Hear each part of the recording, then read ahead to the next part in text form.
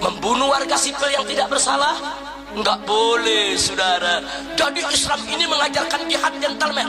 Kalau kita mau jihad, saudara, bidik langsung musuh Allah, bidik langsung orang yang bertanggung jawab merendahkan Allah. Siapa? Oh, si A ini menghina Islam, menghina Allah, menghina Nabi, membunuh umat Islam. Cari, bidik, bunuh, saudara. Siap. Nih, tapi dia ada berapa mobil komandan yang ngikutin di belakang? Tahu 2 tahu 3 dah, belum pasti juga nih. Udah, nih mau ngambil mana? Kiri apa kan? Kiri aja, kiri dah. Khusus deh Madar, nongkrong aja dulu, berhenti ente di tukang kopi. Nongkrong di pinggir jalan aja. Dia ngikutin gak? Lalu, itu ada yang ditembak katanya. Makanya buang tembakan. Lalu, itu ada yang ditembak katanya. Makanya buang tembakan. Semuanya siaga. Demi Allah, kalau ada apa-apa sama Ibe, demi Allah, jangan diam, demi Allah. Demi Allah, siapin semuanya. Serahkan jiwa raga untuk berjuang bersama zuriyah Rasulullah, sama para cucu Rasulullah, para ulama istiqomah. Mohon doanya, kami dikepung. Irdan kontek-kontekan langsung bang sama yang di mobil. Itu di mobil itu nggak ada yang pegang senjata ya kan? Pentungan aja nggak ada, dan mereka dipepet sama 3 mobil. Dibilangnya malah kita yang mepet dan nyerang polisi, nyerang pakai apa ya kan? Walaupun musuh itu membantai anak-anak kita, memperkosa ibu dan istri kita, tetap kita tidak boleh memperkosa perempuan mereka dan tidak boleh menyembelih anak mereka, saudara. Biarkan mereka, orang-orang kafir, menjadi binatang yang liar, yang jahat, saudara, memporak-porandakan kita semua, tapi kita tetap wajib membalas mereka. Tidak boleh menjadi binatang yang sama, saudara. Balas.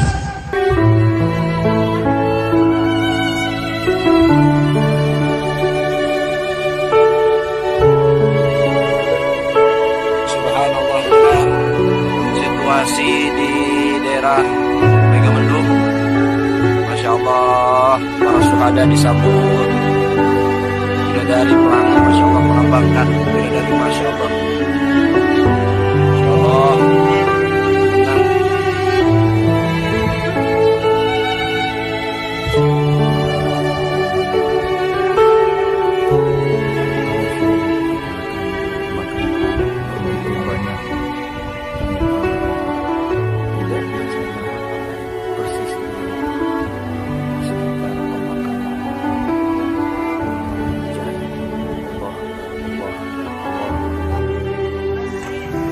Nih langit bagus nih, menyambut para mujahid ini. Jadi di hari dia makamkan para mujahid nih di markas syariah nih. Ya Allah, wahai yang maha menyaksikan, Engkaulah yang maha tahu segala-galanya. Tidak ada yang tersembunyi bagimu ya Rabb. Tampakkan ya Allah yang kebenaran itu nyata benar, dan istiqomahkan kami untuk menjalani. Tampakkan ya Allah kebatilan itu nyata sebagai kebatilan, dan berikan kemampuan kami menjauhinya. Wahai Allah yang maha menyaksikan segalanya, tolonglah ya Rabb. Mudah bagimu membuka segala yang disembunyikan. Mudah bagimu ya Allah mengangkat dan menurunkan siapapun yang Engkau kehendaki. Dalam genggaman-Mu lah ya Allah segala kekuasaan. Membunuh warga sipil yang tidak bersalah, nggak boleh, saudara. Jadi Islam ini mengajarkan jihad gentleman. Kalau kita mau jihad, saudara, bidik langsung musuh Allah, bidik langsung orang yang bertanggung jawab merendahkan Allah. Siapa? Oh, si A ini menghina Islam, menghina Allah, menghina Nabi, membunuh umat Islam. Cari, bidik, bunuh, saudara. Jangan yang dibunuh orang yang nggak tahu apa-apa. Jangan taruh bom di pasar, tahu-tahu yang meninggal si Soleh sama si Udin. Apa dosanya, saudara? Kira-kira jelas tidak? Paham tidak? Jadi kalau taruh bom meledak, yang meninggal si Rahmat, Asep, Encep, orang yang nggak tahu apa-apa, kesian tidak? Saya mau tanya, itu jihad atau jahat? Jihad atau jahat? Itu bukan jihad, itu jahat. Kalau mati, mati syahid apa mati sangit? Mati sangit, saudara. Makanya nih anak-anak muda, maaf, kenapa saya tunjukkan anak-anak muda? Anak-anak muda ini kan lagi masuk masa mencari jati diri. Ingin menunjukkan, wah aku pemuda, aku laki, aku punya keberanian. Kadang-kadang mereka terprovokasi. Bener nih, ente berani menguji nyali. Bagaimana uji nyalinya? Ayo kita bawa bom.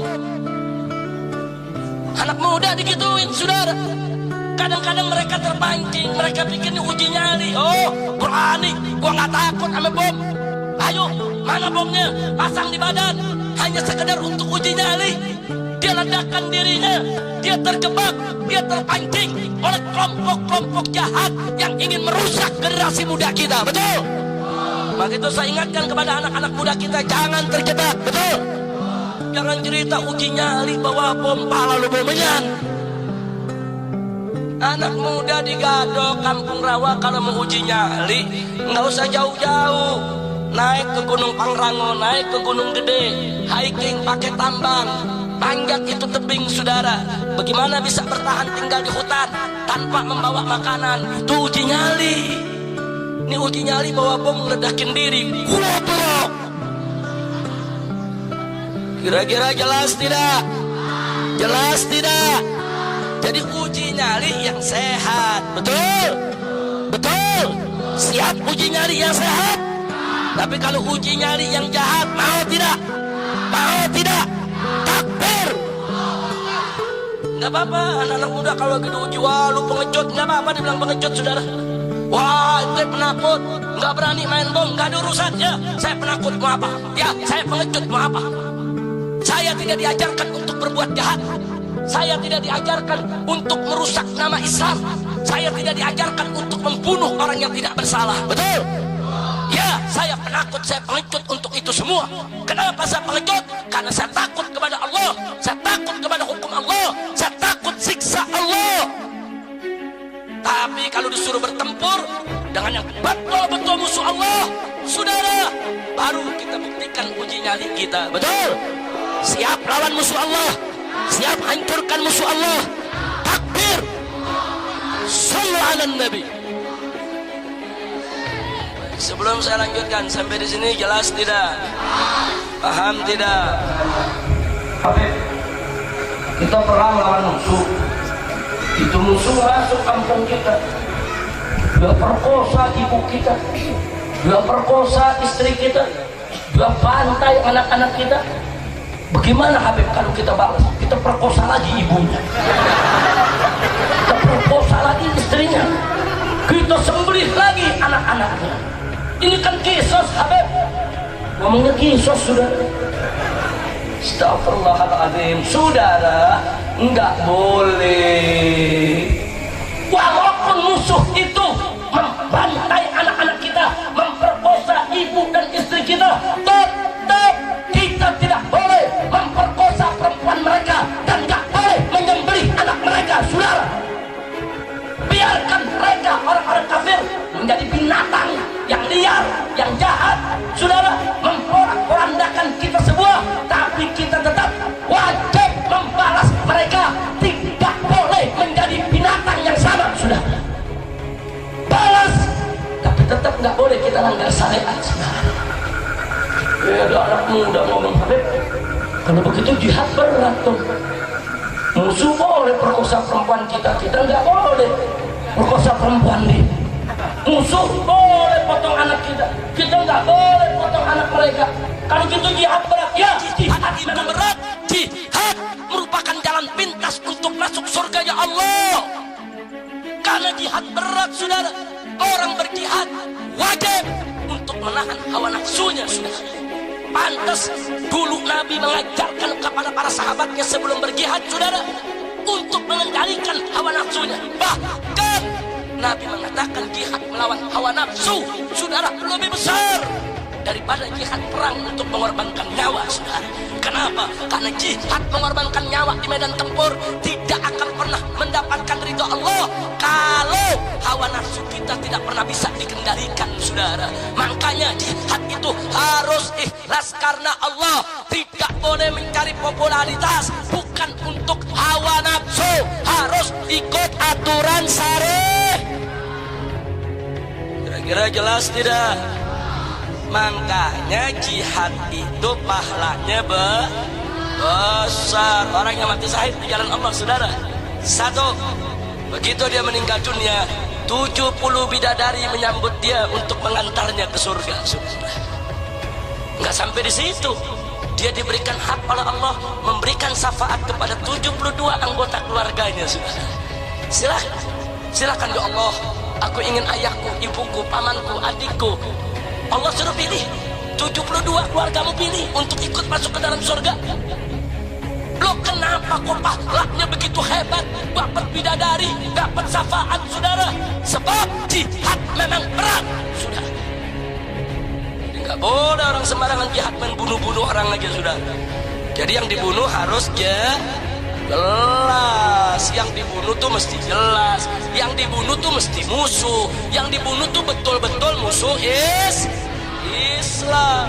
Kalau warga sipil yang nggak tahu apa-apa, saudara, terbunuh, saudara, itu merupakan kejahatan, itu bukan bagian perjuangan.